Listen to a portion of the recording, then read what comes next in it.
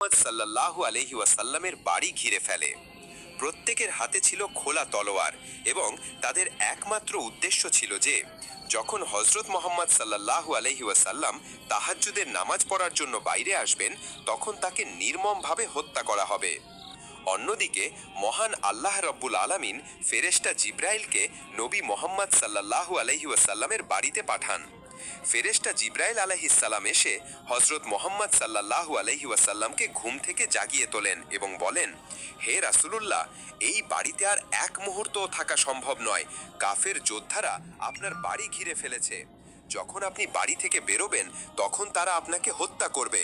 তাই এখনই আপনাকে এই বাড়ি ছেড়ে মদিনার দিকে হিজরত করতে হবে। এই বলে জিব্রাইল আলাইহিস সালাম অদৃশ্য হয়ে গেলেন।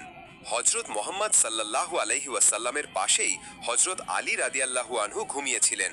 তাই নবী মুহাম্মদ সাল্লাল্লাহু আলাইহি ওয়াসাল্লাম আলী রাদিয়াল্লাহুকে জাগিয়ে বললেন, হে আলী, আল্লাহ তাআলার পক্ষ থেকে ওহী এসেছে, আমাকে মদিনার দিকে হিজরত করতে হবে। এখানে আর এক মুহূর্তও থাকা সম্ভব নয়। আবু জাহেলের নেতৃত্বে কিছু কাফের আমার বাড়ি ঘিরে ফেলেছে। নবীজির কথা শুনে আলী রাদিয়াল্লাহু আনহু বলেন, হে রাসূলুল্লাহ, আপনি আর এক মুহূর্তও দেরি করবেন না। আপনি মদিনার দিকে যাত্রা শুরু করুন।